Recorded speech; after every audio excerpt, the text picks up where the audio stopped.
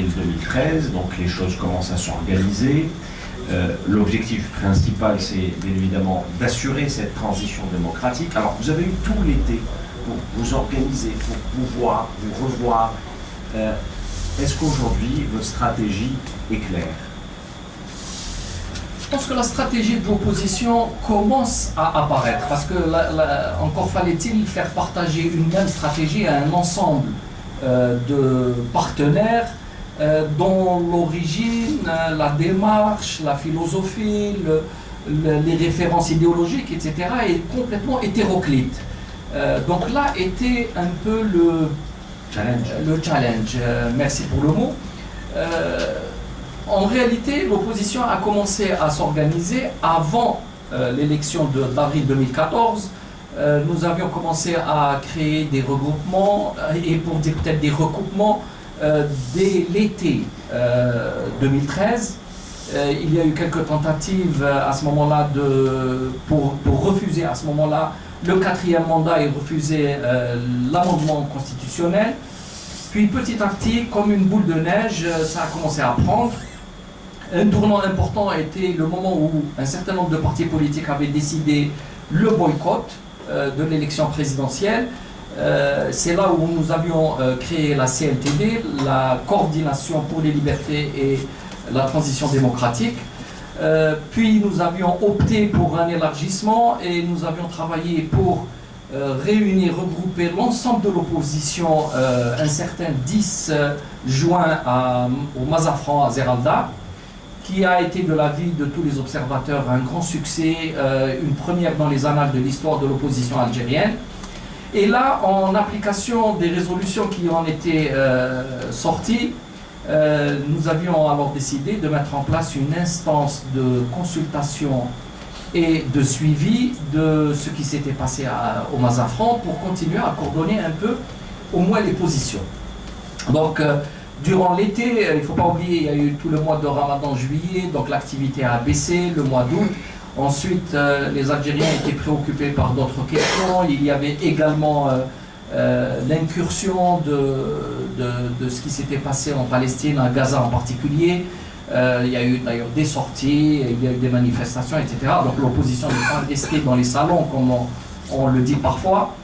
Mais les choses ont mûri et le 10 septembre, donc, nous avions fait ce regroupement. Cette fois-ci, non pas sous forme de grandes conférences ouvertes avec des discours politiques, mais nous sommes rentrés dans la matière, c'est-à-dire de façon à huis clos, pour pouvoir réellement discuter entre nous de choses assez importantes, pour trouver les règles de jeu qui soient communes à tous, pour mettre en place, disons, un avenir en commun. Une plateforme d'action. Il faut très bien comprendre, il y a une plateforme qui a une dimension politique qui est sortie de la réunion du 10 juin. C'est la plateforme pour les libertés et la transition démocratique. Elle réunit un certain nombre de principes. Ces principes sont clairement définis, qui sont une option irréversible vers l'état de droit, vers un processus démocratique clair et net, avec la séparation des pouvoirs entre l'exécutif, la justice, le législatif, etc. Donc une direction clairement moderne pour l'état de droit et la démocratie. Maintenant, il fallait faire accepter ces grandes lignes de ce que peut être et doit être l'Algérie de demain à toute l'opposition. Et je pense que ça n'a pas été suffisamment relevé par la presse. Certains se sont étonnés que d'anciens partis politiques qui n'étaient pas vraiment dans la voie de la démocratie ou de l'état de droit, en tout cas tel qu'on le comprend, se sont finalement complètement alignés à cette vision. Et donc ça a retiré disons, du débat public un débat qui était mortel, qui était là dans les années 90. Fallait-il construire un État théologique? Fallait-il construire un État laïque? Fallait-il construire un État la nature, etc. De cela, tout est parti. On a tourné cette page-là.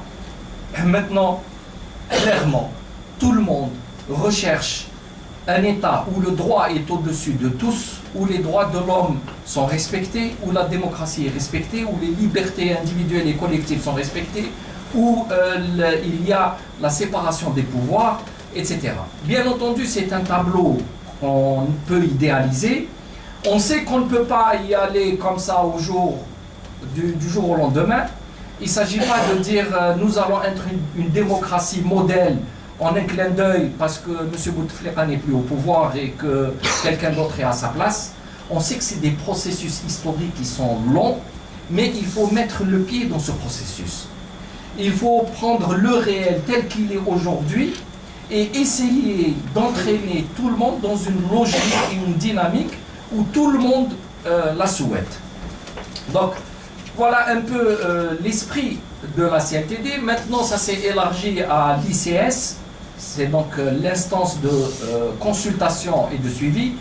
Les mots ont été choisis pour exprimer quelque chose de concret. C'est une instance, donc ce n'est pas, disons, une structure qui va enchaîner les gens, c'est simplement une instance où on se rencontre pour se parler.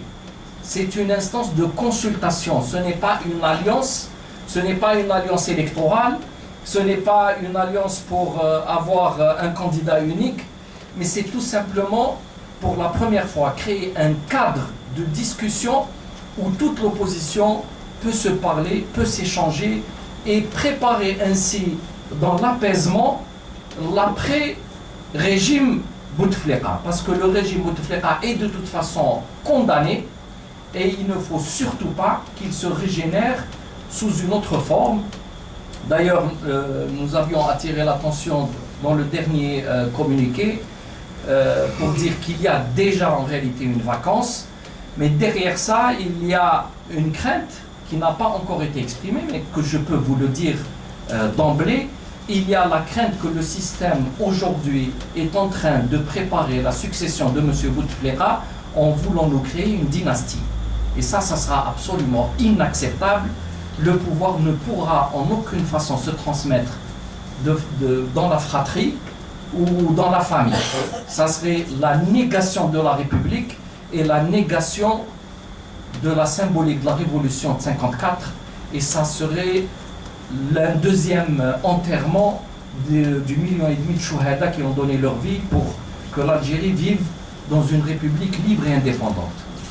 Voilà les enjeux. Comment aujourd'hui vous pouvez considérer les règles de la scène politique, du jeu politique? On a l'impression qu'aujourd'hui tout est ambigu, c'est pas tout à fait clair. Comment vous pouvez aujourd'hui nous considérer ces règles? Je pense qu'il y a une véritable décantation. Pendant très longtemps, les observateurs pensaient qu'il y avait au départ une forme de gauche, de droite, puis ce genre de clivage a très vite montré ses limites et qui ne correspondait pas à la structure politique du pays.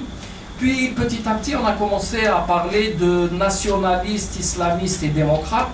Et je pense que même cette typologie a éclaté, explosé. Elle ne répond pas à la réalité sociologique et politique du pays. Maintenant, il est évident qu'il y a une fracture. Il y a un regroupement de forces politiques qui s'appuient sur l'administration, qui s'appuient sur l'argent, malheureusement l'argent sale en grande quantité, qui sont en train de constituer un lobby extrêmement puissant qui nous rappelle un peu la Russie de Yeltsin, c'est-à-dire un président finissant qui n'avait plus d'aptitude, de compétences, mais qui était en train de vendre et de démanteler son pays au profit d'oligarchies qu'il avait constituées. C'était les célèbres oligarques. Il leur a